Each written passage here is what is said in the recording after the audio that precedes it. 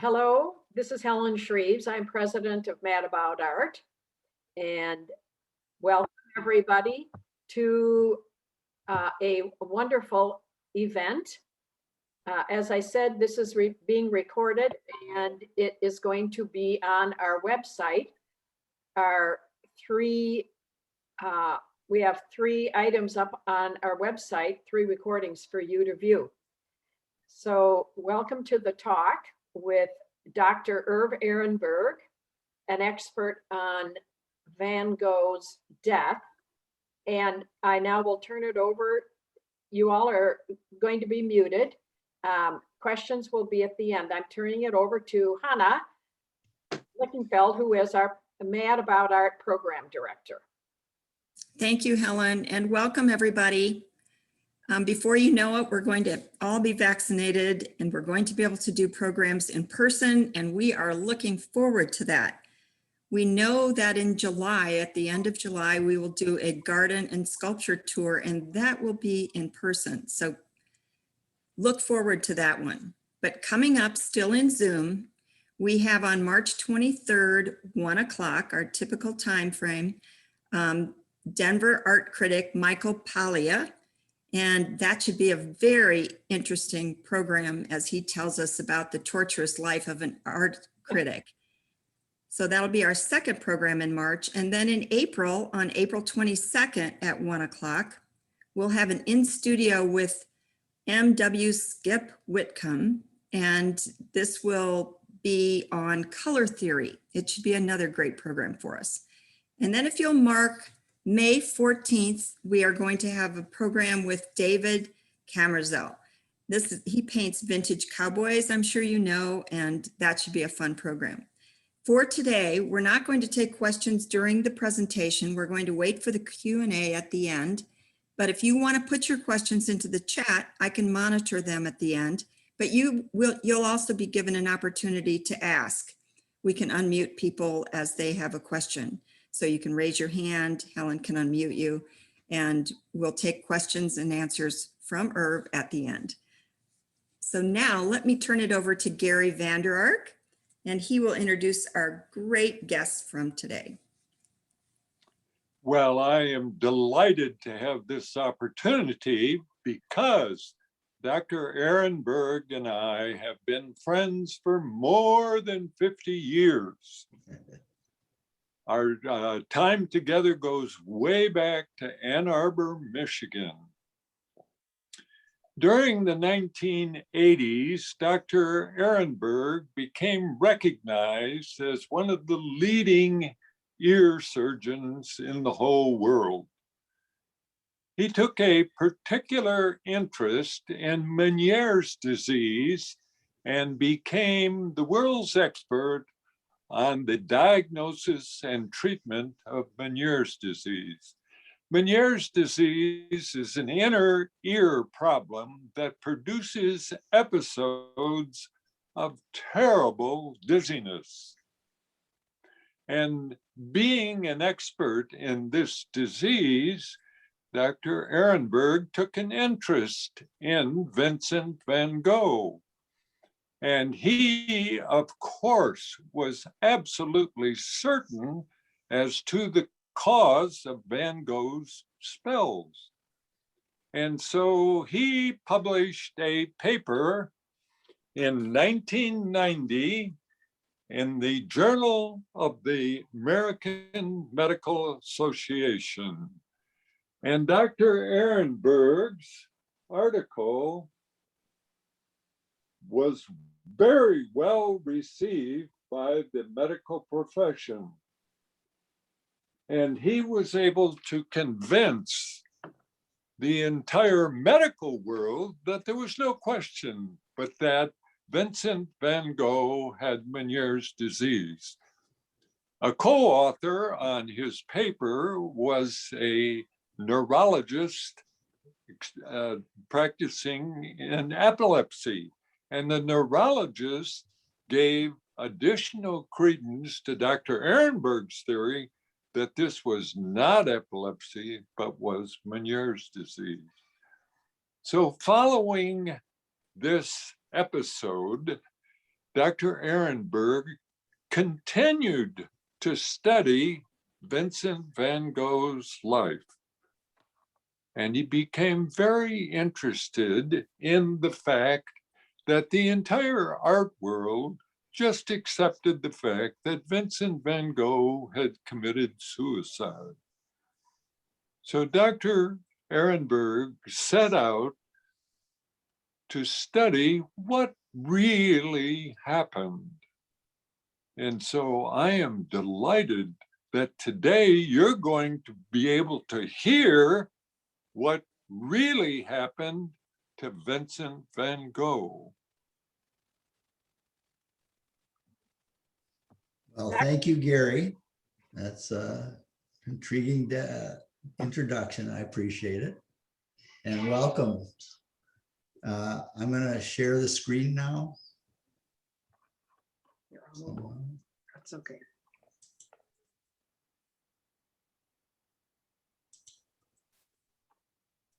We're good? Yes. Okay. Well, a hearty welcome to all of you from the Killing Vincent Project and from Vincent. We're going to talk about love and murder and the final days of Vincent van Gogh. It was an honor killing and not suicide.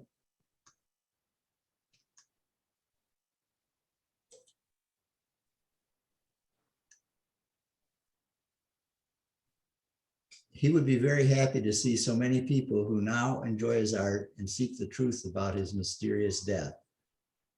We're going to talk about the suicide or murder and an honor killing, and you'll decide. The photograph you see of the two grave sites of Vincent and his brother Theo was taken by me in the summer of 1990. That was the 100th anniversary of his death in Auvers-sur-Oise, France. And right after the article that Gary talked about was published in JAMA. The book that I wrote, Killing Vincent, The Man, the Myth, and the Murder, was published a couple of years ago and really was focused on proving Vincent was actually murdered, not commit suicide. And we did that with forensics, and I'll discuss that in more detail. And the summary of that forensic study is published in the American Journal of Forensic Medicine and Pathology last year. And that is the most prestigious journal for forensic medicine in the world. And my two co-authors are probably known to both of you. Michael Baden, know of him from the Jeffrey Epstein, he said, who was murdered and didn't commit suicide. And Vincent de Mayo is the world's expert on gunshot wounds and wrote that book. So Killing Vincent is the research book that we showed you just now and is the basis for a teleplay that has already been written, the screenplay's written, called Finally Love. And it's an 8-episode limited series now in the hands of an LA screenwriter and is now writing or rewriting the pilot for the series. Unfortunately, things are really quiet in Hollywood and publishing right now. But the limited series it'll be repitched again when we get past COVID. The series Bible extends for several seasons, not just one season. So it's really, Finally Love is really focused more on the heroine, Marguerite Clementine Gachet, more than Vincent, because she only had 70 days of her first love with Vincent before he was murdered. And the question, plague you, was she already pregnant? She must survive 59 years without Vincent and many unexpected life challenges during a time when women's rights were effectively non-existent. Women did not get to vote in France until 1944. She was a real proponent of women's rights, but she's an unknown heroine in the Vincent saga for the many struggles she had to fight and survive to keep Vincent's art and name alive. So we're going to have a brief overview of Vincent's art in general up to these final days the final 70 days. And why he was murdered is really unusual because at the time, you know, everybody says now Vincent van Gogh was murdered. That's really strange. Everybody knows who Vincent is. But in 1890, when he was murdered, he was an unknown artist. So why was he murdered? Was it love, honor? Where did it happen? Was it a gun, a knife, an ice pick? Who done it? And we'll get to this focus of the 3 peasant portraits that were all done within 1 week's time and a month before Vincent was murdered. So what was the significance of these 3 peasant portraits will be one of the major focuses today. I'm going to take you very briefly on an artistic jaunt through Vincent's periods, but we're not really going to focus on anything except the last 70 days. But just to get a feel for Vincent again, get you in the mood. The Dutch period was somewhat dark, even darker when he did portraits. Potato Eaters is his most famous painting from the Dutch period. When he got to Paris with his brother, his palette lightened up. He met some of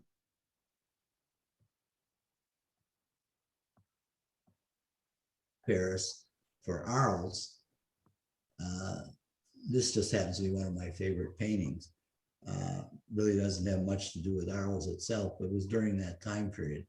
But everybody knows the sunflowers from Arles and the yellow house in his bedroom from Arles. But in Arles, Vincent started having attacks. And these were diagnosed at the time as epilepsy. But in Vincent's letters, and here's the example where he wrote in his own handwriting that his attacks were la vertige. There's no translation in French to English other than vertigo. And vertigo is a classic hallmark of Meniere's disease, which Gary was alluding to earlier. So I made the clinical diagnosis of Vincent as a patient. Since I couldn't take a history from him, I took a history from his letters, and I published that in JAMA. This is the article. This is the cover article. It was a special communication. And Van Gogh had Meniere's disease and not epilepsy. And that's the article. So that was the first major publication in Van Gogh, but I had worked on that for almost 10 years before it got published. So we're going to discuss the infamous ear mutilation episode because everybody knows that Vincent allegedly cut off his ear. Did he have a severe episode of tinnitus, which is a component often of Meniere's disease? Some people suggested that he cut his ear off to get rid of the ear noise. Did he have a violent attack of la vertige that was interpreted often as madness or epilepsy back in the day? So what may have really happened? I'll give you another analysis. The problem of his ear episode was really, I believe, a menage a trois between Paul Gauguin, Vincent, and their shared prostitute, Rachel. And you have Vincent painting Gauguin, Gauguin painting Vincent, and Vincent painting the brothel. So did Vincent, who was somewhat of an idealist, challenge Gauguin to a duel to defend the prostitute Rachel's honor? This is not a theory you're going to hear much about because it's new. So did Vincent believe that Rachel was in love with him? And when he and Gauguin were both drunk the night before Christmas in 1888, Gauguin told Vincent the facts and that he wanted Rachel that night and that she was just a prostitute. Vincent, feeling that he was in love with her and it was reciprocal, was crushed and angered. Paul Gauguin, as you see here in the picture, was quite a macho man, a womanizer, a fighter, and a well-known swordsman who even carried his own swords with him. He had a certain swagger and was well known for lots of thick blarney and a master of exaggeration and possible deceit. Did he, like Zorro, just with a flick of his wrist, lop off part of Vincent's ear, which was easier for a right-handed swordsman?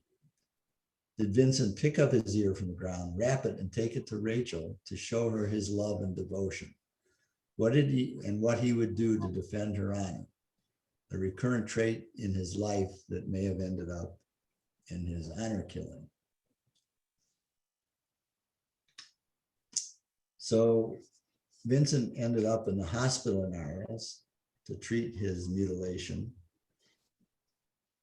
Maybe not self-induced, but he was able to get discharged from the Arles Hospital, and he self-admitted himself to the Asylum for Epileptics and Lunatics in San Remi.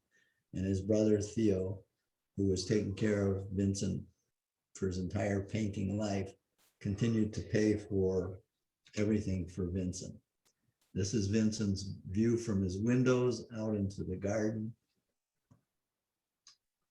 Some very famous paintings were done in San Remi, and Starry Night being one of the most famous. And when he left the asylum, at his own request, the doctor wrote in the book that he was cured. Was he cured? Well, he had no more attacks in his last 70 days. So now we're going to focus on Auvers-sur-Oise, about 20 miles outside of Paris, north of Paris. And this was his last 70 days. So he went from Arles and Saint Remy to Paris for a few days to meet with his brother, his brother's new wife, and his new nephew, his namesake, Vincent Wilhelm van Gogh III.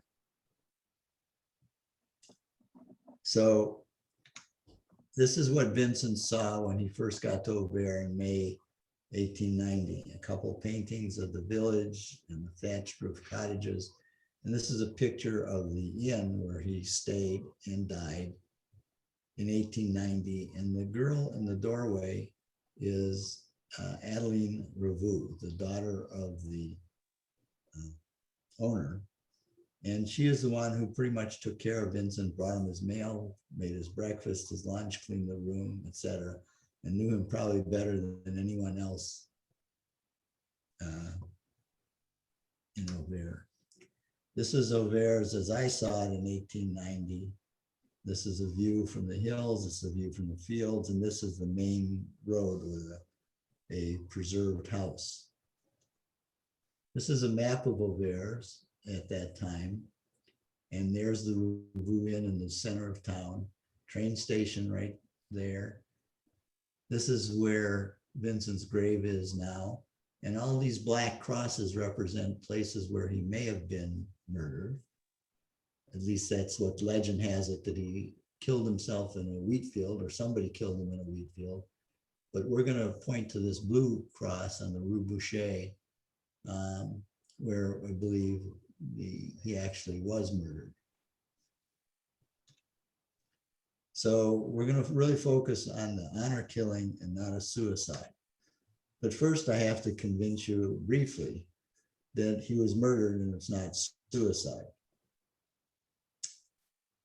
So a self-inflicted gunshot wound to his belly. You don't have to be a medical person to think that that's a pretty unlikely place for anybody to commit suicide. It's a very bizarre way to choose to kill oneself, and it should be a red flag for everyone. Facts, man, just the facts. But there was no suicide note. There was no focus on suicide. There was no planning. There was no expressed intent, like I'm going to shoot myself tomorrow in the wheat field. His letters and his art do not suggest a definite plan to commit suicide.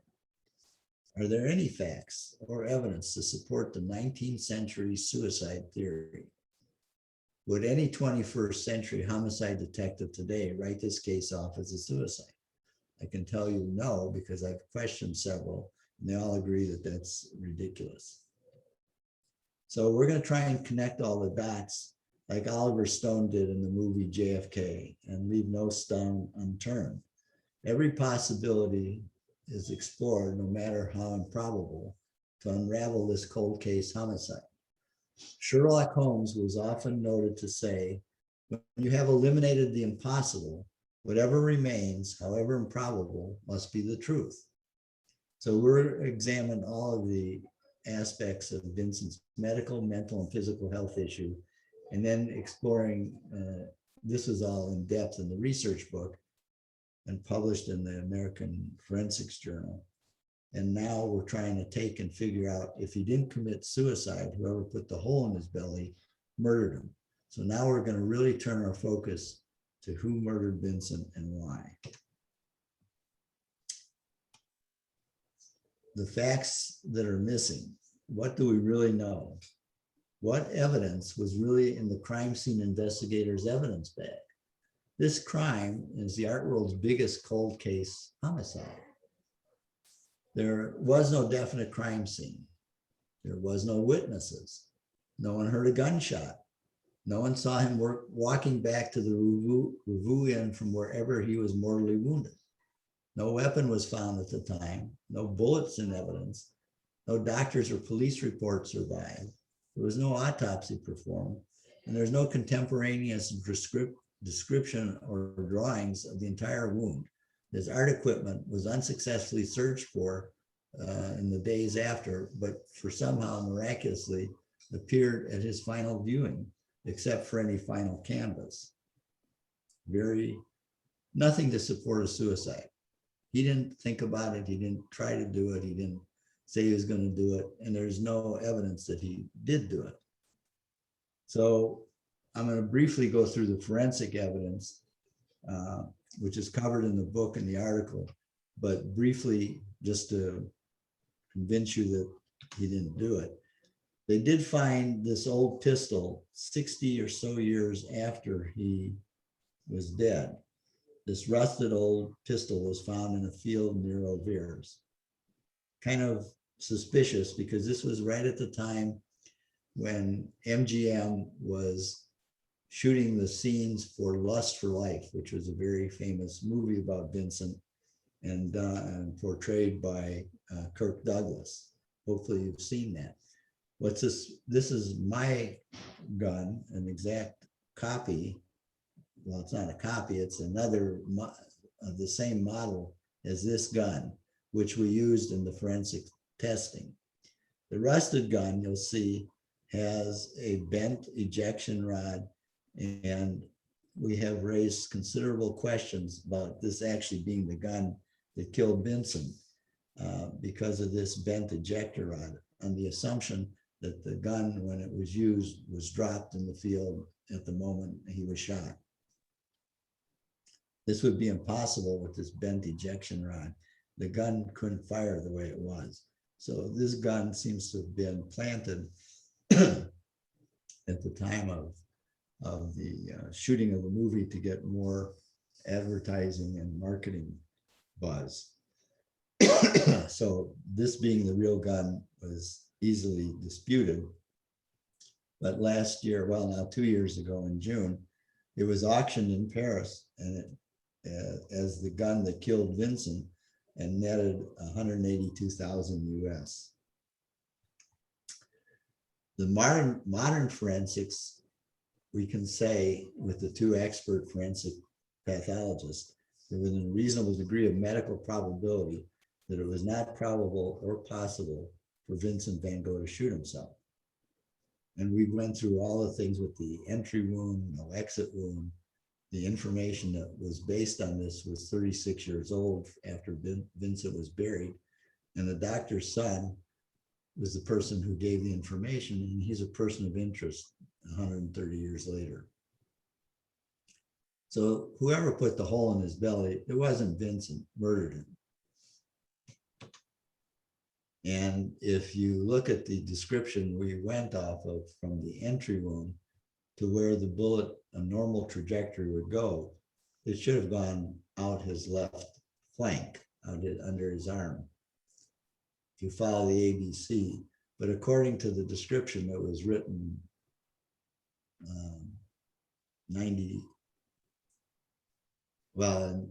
1926, that's almost 30 years after he was murdered, the bullet entered here. It should have gone out here, but they're saying that the resting point was in the midline here. So this would make it a magic bullet in the category of JFK. So if you go through this, trying to shoot yourself left-handed or right-handed, none of it makes any sense for what the description was. But the most important thing is that these are the bullets that were used. It was a pin-fired bullet. And you can see that out of the flame, there's a huge amount of powder. And you can see the flame, it's like an acetylene torch. That's why they call it a powder burn, because you can burn the skin when you're really close. And the most important thing in this thing was when we did the studies, here's the powder burn around on a paper target. This is the powder burn in the ballistic gel behind the target. This is the powder burn on the shirt. And you can see the spin of the bullet going through the shirt. And here, and there's a video on the website, and you can here's where the bullet went in, here's the powder burn, and the shirt that was covering it burns. And here you can still see the red. It's a very slow burn in this material. And so here you see the gun firing into the targets, the burn of the cotton, and then you see the powder burn residue even extending out to 24 inches. So based on this and what was well known at the time, you would expect there to be a powder burn on Vincent, but none was described. And there's the 3 Ps: positioning, point blank range, and powder burn. And he didn't have any of these. So any one of these 3 Ps not present would eliminate suicide, and he didn't really have any of the 3. So it's really not a suicide. Now, if there was no bullet in evidence, the alternative theory is because there was no powder burn, no one heard a gunshot, the entry wound could have looked, and does look like it could have been a knife wound or a ice pick. So I looked into that, and here's the Apache knife pistol. So there's a knife, folding knife, a 6-round gun, 7mm, 6mm, and brass knuckles. And this was the weapon of choice in the Parisian mafia of the 1880s. I thought that was fascinating. It's only a possibility. So what really happened on July 27th? Well, this is what we think happened. This is Vincent, this is the doctor, this is his son, and this is Marguerite in a barn. And why is Marguerite at the doorway? In the book, we put out the whole scenario for a movie, and these are what they call the little drawings for a movie sound screen soundboard. So Vincent died. If it was not possible for Vincent to self-inflict his mortal wound, whoever put the penetrating hole in his abdomen killed him. It's a 130-year-old homicide cold case. Was it a premeditated murder, an honor killing, or just an accident? Well, if you're convinced by the 21st century logistics and forensics that were done, Vincent couldn't have not committed suicide. So then what really happened? Who did this? Well, this is Paul Gachet Jr., the son of the doctor. This is many years later. He is a very likely suspect. And he benefited greatly from Vincent's death, you'll find out. But there's a cast of characters and the persons of interest. For most people in the art world, you say, how did Vincent die? You know, Vincent killed himself. There's also in recent years a more current story or theory of teen hooligans from Paris who shot him accidentally. Then there's the doctor and his son. Then there's another doctor who may have seen Vincent. And then there's a whole host of other characters that come into there, even down to the butler or even his brother. But really the focus is on the top of the list. This is the drawing of Rene and Gaston Secretan, the other patsies who are thought to have shot Vincent by accident. If you saw the movie that just came out a couple of years ago, where Vincent was dying or was shot by these two characters, but it was almost unbelievable because it didn't tie in with the rest of the movie. It was sort of like added in at the end. So there's several testimonies about what actually happened. And then your question is, who's credible, who to believe? So we have the opposing stories. The cover-up story, which was destroyed 60 years later, was presented by Dr. Gachet and his son. The story was destroyed 60 years later by Adeline Revue. Remember, she's the teenage daughter of the innkeeper and took care of Vincent. And she came to light during the shooting of the movie, Lust for Life. So the doctor and his son are the persons of interest. And I'll mention this very famous portrait of Dr. Gachet and the foxglove. But Paul Jr. and his dad both thought that they were artists, and they painted. They were very happy to have Vincent initially present in their home. I hoped that they would learn something from the painter. But this painting was made in 1904 by Paul Gachet Jr., painting under the name of Louis von Riesel. And my question is, was this painting a confession? Because he entitled this painting The Place Where Van Gogh Committed Suicide. Now you'll notice this is a barn and not a wheat field. How did he know this was the barn and not a wheat field unless he was there? So he is a suspect. And here he is many years later visiting the graves of the brothers,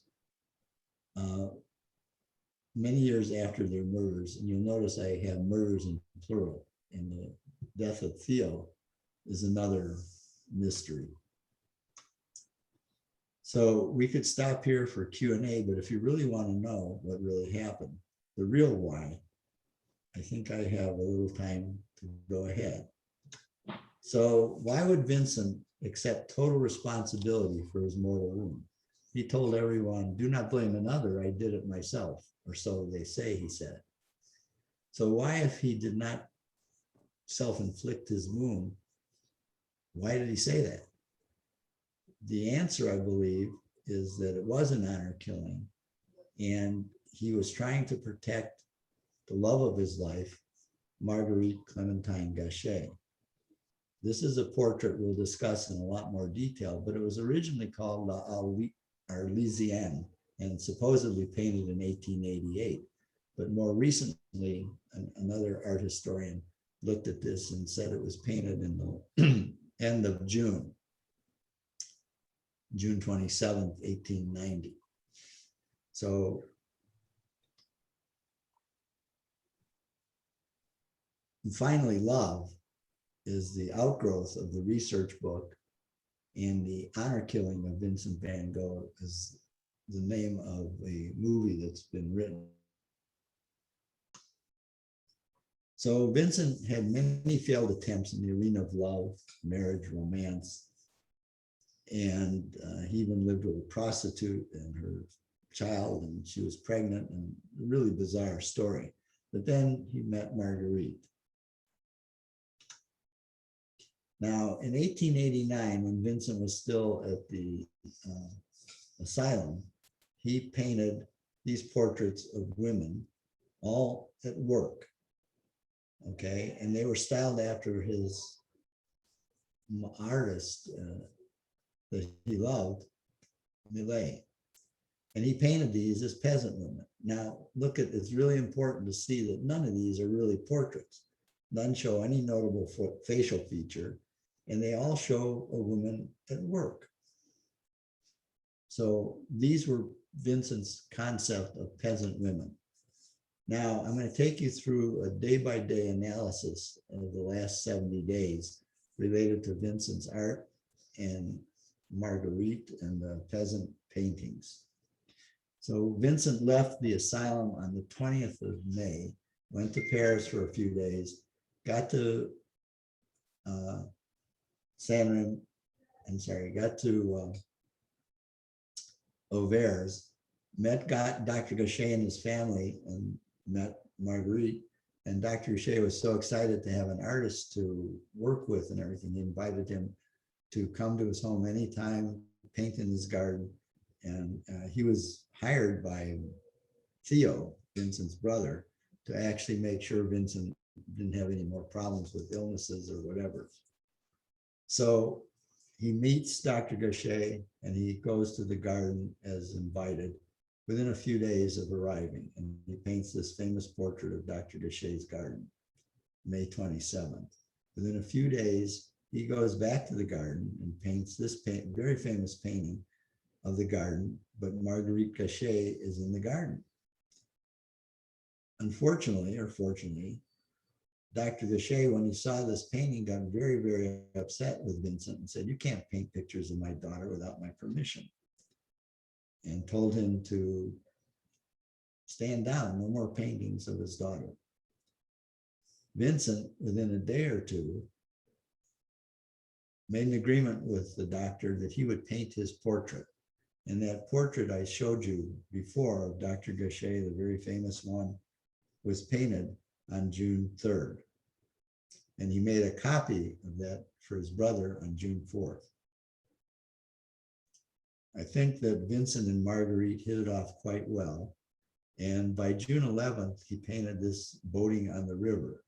And we think that this was where Vincent and Marguerite had their first loving session. Several days later, Vincent was very interested in portrait painting. And he painted these 3 portraits of Adeline Revue, the teenage daughter of the owner of the inn, all in one day. So he was quite capable of painting many paintings in a day. Now, when she was interviewed years later, she said he only made 1 portrait of her during that day. So he was very good at making copies in his little studio at the inn. But on June 23rd, he made this painting. Now, it's interesting to know that until she was interviewed 60 years later in the 50s, that these were all titled The Lady in Blue. Nobody knew who it was until she came forward to talk about Vincent. So she's the one that unraveled the myth of Vincent's suicide and put into perspective the realities that led to the 3 peasant portraits. So let's look at these 3 peasant portraits. This is the key to this argument. Are these paintings all of the same person? So first we have the first painting that was done on June 25th. And this is the painting that Vincent did. And when you look at the up close detailed painting of Marguerite in the garden that you saw earlier, there are some certain similarities. The hat, the blue ribbon, the nice dress, the field of flowers. And this painting over the years has gleaned several names, none by Vincent. It's been called a peasant woman, a young girl, a young woman, a young peasant girl with a background of wheat. Does this look like a peasant girl to you in 1880s, 1890, compared to what Vincent painted as peasant women actually at work? This woman is not doing anything but standing there. Here's another one, also called a peasant woman. He made a sketch and a painting, girl against a background of wheat. All right. Both were done on the same day and entitled Young Peasant Girl, Young Peasant Woman with Straw Hats Sitting in the Wheat. Doesn't look like any peasant woman I would expect, or what Vincent drew as peasant women in the back. You'll note that there's a nice cuff dress, there's a neck button, collar, powder blue ribbon around her straw hat, the facial detail and rosy cheeks. Did she use rouge? In my humble opinion, it doesn't look like a peasant woman. And then we have this painting. This one is now dated to June 26th. So if you look, these three portraits were done within a couple days of each other. Originally, this was called the Arlesian and attributed to Arles in 1888. But Theo's wife, Johanna vangogh, who wanted only a family-friendly version of Vincent's life, and her husband, Vincent's brother, and didn't want any kind of acceptance of their known love affair acknowledged. So when she was discussing this painting after finding all the missing letters, she described this as an Arlesian to deflect away from the fact that it was painted in Auvers. But a recent Van Gogh scholar questioned this as being from Arles and asked if it was not Marguerite. Painting has now been named the young girl and painted the same week as the other newly attributed paintings of Marguerite. I would suggest that all three of these paintings in the short period of several days are Marguerite Clementine Gachet, the love of Vincent's life.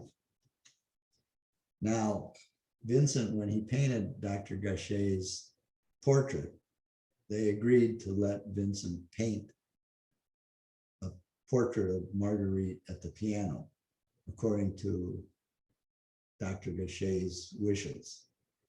This painting happened after the other paintings of the peasants was done. So you have this painting of Marguerite sitting at the piano in a side view, and this is the way her father wanted to paint it. This is not how Vincent necessarily saw her. It's interesting and fairly sad that Vincent gave this painting to her, and it hung above her bed for 40 years until 1934. And against her wishes, her brother, Paul Gachet Jr., forced her to sell and relinquish this painting. It was her only treasure from her Vincent. And it went to a German auction house, which is really kind of strange because they had a whole house full of Impressionist and Van Gogh art, which was subsequently donated to the Louvre. So why did this happen in the 1930s? This is another painting Vincent did on June 26th. There was a flurry of these paintings all within days. He was going through a huge blow off of a lot of creative energy focused on Marguerite and him. So is this Vincent and Marguerite in top hat walking down the aisle in nature's church to show that he considered them married in the eyes of God? Was this a wedding portrait? So why would Vincent accept total responsibility and say, do not blame another, I did it myself, unless he wanted to protect Marguerite from the stigma of their relationship and to try to minimize the dishonor that she was caught in from their relationship with her father and her brother.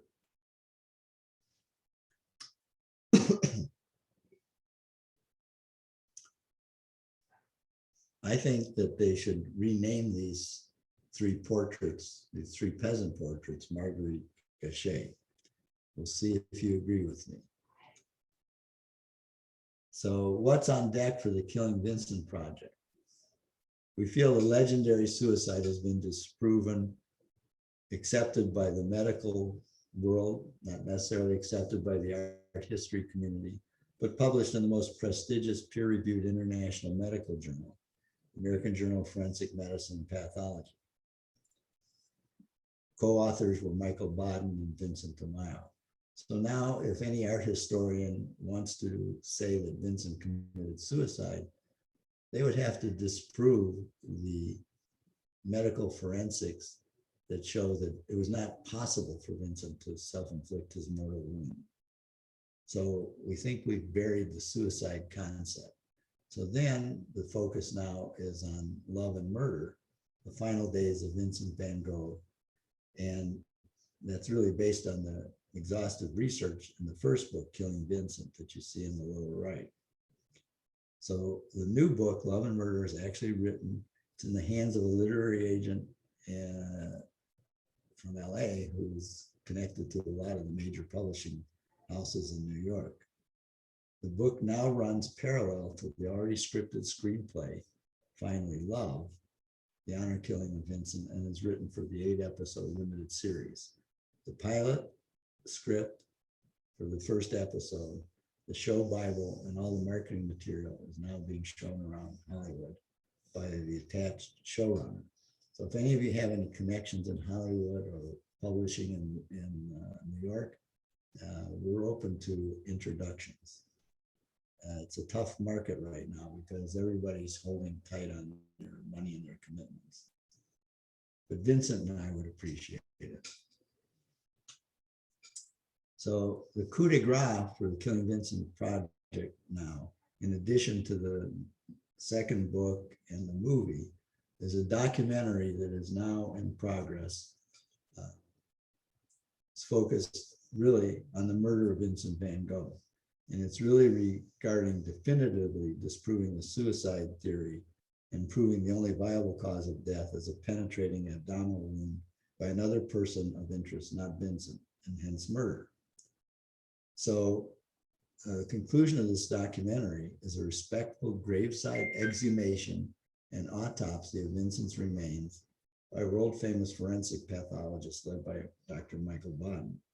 And it's in pre-production planning with Cypher Films. And then my goal and my final thing for Vincent, I think, is a novel, because I've written screenplays, I've written books, I've done the research, the forensics. Now I just want to write a novel and tell a romantic crime drama of Marguerite and her Vincent, a story of love, honor, and murder.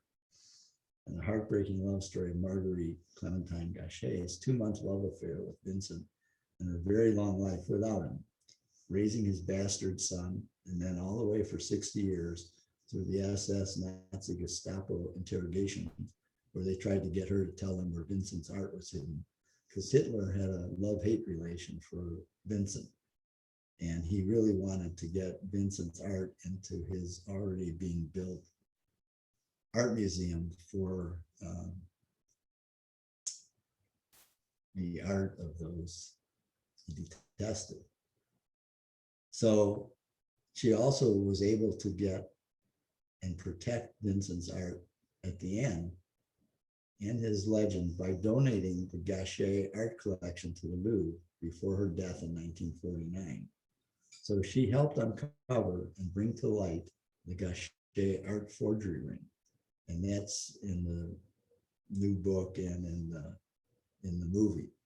And that's another whole story. I mean, it was very common by the 20s for people to make fake Van Gogh art. And there was a whole big thing in Berlin. An art dealer there was selling a lot of fake Vincent van Gogh art. And there was a big trial. Guy's name was Otto Wacker, and he was a big art dealer in Berlin. And the trial went on for almost 2 years. Anyway, the novel utilizes the best material and storyline from the entire King Vincent project. Now it's your turn. Tell me what you thought and where you think this can go. I enjoyed giving you this talk and hope you did too. Now, do I unmute myself? Herb, why don't you stop your screen share? Yeah.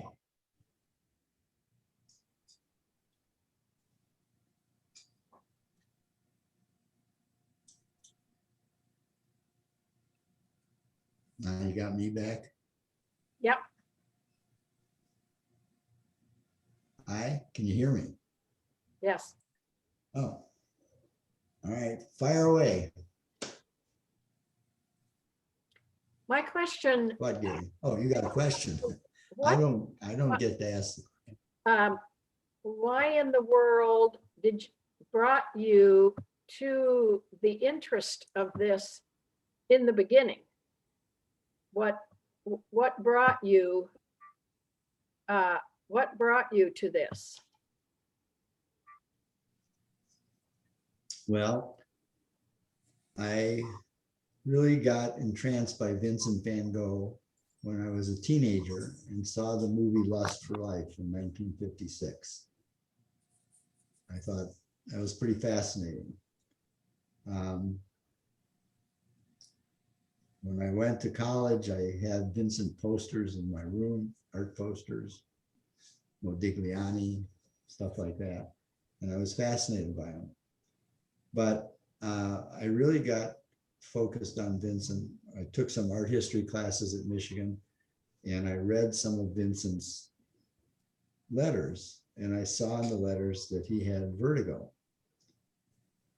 Going back to when I was a senior in high school, a very good friend of mine's mother was three of us who were at his house in the evening, and she was hand churning ice cream for us on a three-legged stool. And all of a sudden she got up off the thing, started spinning around saying, "Oh my God, oh my God."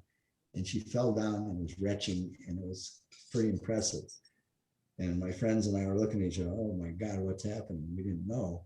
And the father came in and said, "Don't worry, guys, she's having a Meniere's disease attack, and we're going to take her upstairs and put her to bed, and she'll be fine tomorrow." So that was my introduction in high school to Meniere's disease. So I went to Michigan. I'm looking at the letters, and I see that Vincent had vertigo. And I said, "Oh, poor Vincent had Meniere's disease." And I didn't think much about it at the time. I just said, well, Vincent had Meniere's. I knew what it was. And I started doing, some special surgeries, as Gary alluded to, on Meniere's patients, and developed some new treatments and new surgeries and a special one-way valve. And I was doing one of those surgeries in the early 80s. And this was back in the day when you made rounds on the patients that came in for surgery the next morning. This is before day surgery.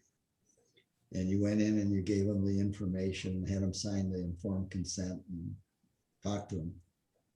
And so I was doing this, and I had a 22 or 24-year-old woman who was pre-op. And I went in there, I could see she was a little bit nervous, and I knew she was an artist. So I sat on the edge of the bed and I'm talking to her and everything. And I said, "Well, you're kind of lucky because you have Meniere's, and there's a respectable chance we can fix your problem." And I said, "As an artist, you can appreciate that because Vincent van Gogh had Meniere's disease, and there was nothing to do for him at the time." She says, "What are you talking about? Vincent had epilepsy." And I said, "No, Vincent had Meniere's." And she said, "No." And we went back and forth for a while. And finally, I got her to read these letters, and she ended up being one of the co-authors on the article in JAMA that Gary mentioned. That's great. Hannah, you had a. Yes. There's a question in the chat from Mary Willis. Irv, what would an autopsy of Vincent show us now? It depends on the state of preservation of his remains. It may show nothing.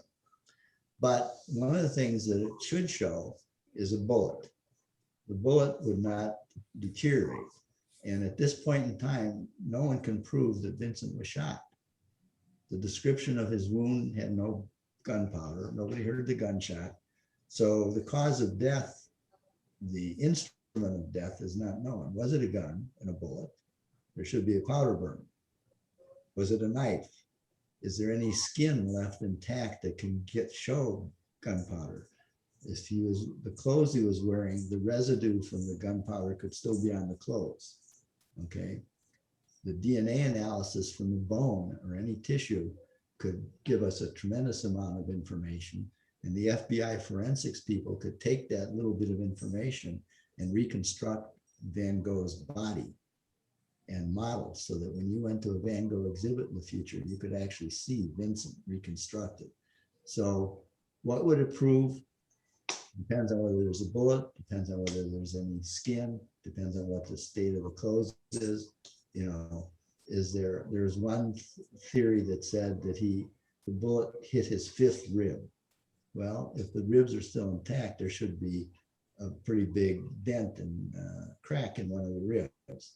We don't know what it would show, but it would put to rest, for finally, any and all questions regarding the death of Vincent van Gogh. Leah had a question. Irv, Before I ask the next question, is anyone pursuing an autopsy at this point? We are. That's what I was saying. Dr. Bodden says he's very happy to do a graveside exhumation and autopsy. Dr. DeMaio would participate. I'd certainly be there. And I'm sure the camera crews will be there too. Dr. Bodden has done an autopsy series for 8 years for HBO. Was the chief medical examiner for the city of New York. He's been involved in all kinds of cases from O.J. Simpson to Jeffrey Epstein and everything in between. DeMaio, like I said, is the gunshot wound expert, wrote the definitive textbook. He's testified in the Trayvon Martin case and a couple others that you've probably heard of. So they're very well known forensic experts. What we have to do is get permission from the authorities in France, from the Ministry of Culture and maybe the Justice Ministry, because if it's an unsolved murder mystery, then it really is still a cold case crime that we're trying to solve. So Cypher Films is trying to sort that out right now. So Hannah, One more question. What are you suggesting about Theo, Vincent's brother? Was he murdered? It sounded like with the two graves, Yes, I think he Theo was possibly could have been poisoned murdered by too. Dr. Gachet.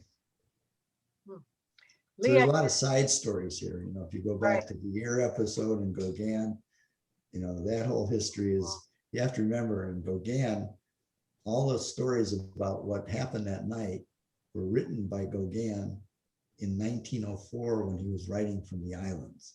So a lot of that is not contemporaneous information, but people have accepted it, and Gauguin was well-known storyteller. yeah, So Yeah. how true that story about Vincent is pretty questionable. Leah, you had a It's question. interesting because Gauguin in a letter later wrote back to Theo saying, could you please send me my swords? Because he left fairly hurriedly. Leah, you had a question. Well, I did about the relationship with Marguerite. I mean, what's our documentation or evidence that there was this love affair? Well, can you imagine anybody painting 3 portraits of the same person in 3 days? So if you believe those are not peasants, who was the model for those pictures? Was it Marguerite? There's no one even discusses it. It's just sort of shuffled to the side that these are peasant girls. And I guarantee you, it doesn't look like a peasant to me or anything that Vincent painted as peasants. So if it wasn't a peasant, who was it? And my theory, it was Marguerite. And then when the doctor discovered that Vincent painted Marguerite 3 portraits, remember, he had this violent reaction to Vincent painting her in the garden.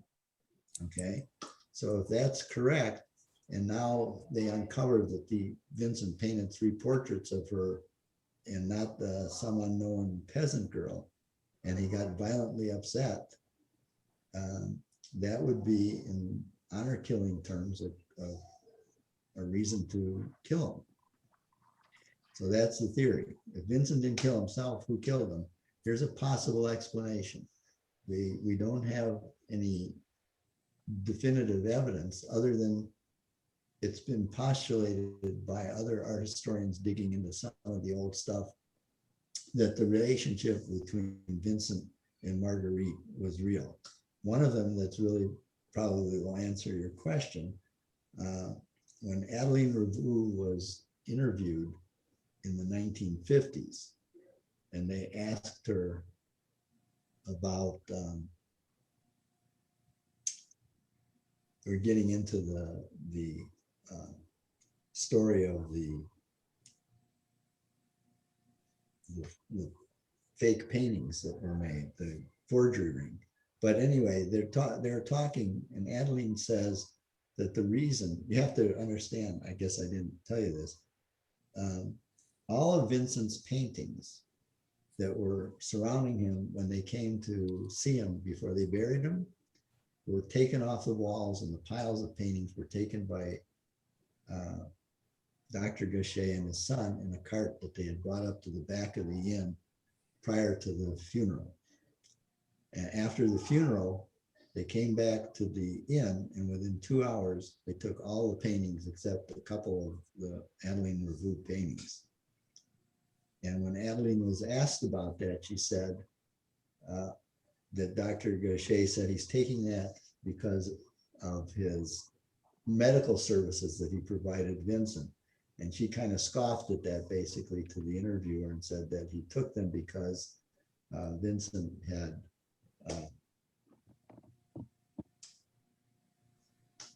taken her virginity, basically. She was blighted. Anyway, she basically said that the reason that the doctor took the art was because Vincent and Marguerite were lovers. So that is pretty convincing for me. It certainly pulls more dots together. Now, an aside, as long as we're mentioning that, another whole aspect of the new book and the movie is the Gaucher forgery ring. You have to understand that the Gauchers, father and son, took at least 26 of Vincent's paintings. Vincent was an unknown artist at the time, okay? They thought they were artists, so they started trying to copy his art. They even brought in an art student from Paris, who also became a mistress for Dr. Gaucher, named Blanche de Roos, who was actually a fairly accomplished artist, and some of her watercolor copies of Vincent's art are known to exist. And she probably was the better artist. So they had the advantage of all this art to practice that nobody knew existed. And as Vincent's fame grew, they had a plethora of art to distribute to not very sophisticated German art collectors. And then there was this whole thing. So that was happening. But you have to realize that this taking of Vincent's 26 paintings right at the time of his death is the biggest art heist in the history of the world. That's billions of dollars worth of art. Right. Okay. And very little of that has been made. So we're going to try to make something big out of all that in the movie. Leah, There's another question in the chat. Do we know if Marguerite had a child? No, that's just a speculation in the novel. okay. My creative assumption. She never married though, correct? Did not. She was pretty much a recluse. She didn't even get to go out and see her friends. Hmm. Then there's another book where it's sort of a love story, but it takes and brings into the story the daughter of Dr. Gaucher and his housekeeper, who would have been Marguerite's half sister. And they kept her. Well, the story is that she came to live with them in Auvers when she was like 10 or 12. But when the housekeeper had her in Paris, she stayed with her grandmother. When the grandmother died, they brought her to live in Auvers, and she was like a servant. She could not be seen out in public, pretty much. And that's a whole nother story, which we also bring her in. But the interesting thing is that the author actually did the research and went and dug up and found that Louise Josephine actually existed, had a birth certificate, and was signed by Dr. Gaucher, but he didn't sign it as the father. But he did give her a letter that said that she wasn't a bastard and could get married, which was part of the Napoleonic laws at the time. Well, it's a little bit after 2. I love the drama of the love and murder and suicide. We want to thank all of you for this wonderful presentation, Irv. Hannah, do you have anything before we sign off? No, just thank you, Irv. It was fascinating. You've convinced me to read the book. I'm happy Did I to do convince you that. that he I didn't hope commit others, suicide? others are going to do the same. It's a fascinating story, and I look forward to any films you may end up doing after this. So thank Me you too. again, and thank you to all of our participants. We hope you enjoyed the day, Thank you. and join us again. My I'm pleasure. convinced Thank it you. was a Thanks, murderer. Gary. All right, thank you, everybody. I'm going to stop the recording now, and we'll see you all March 23rd, our art critic. Have a wonderful snowy weekend.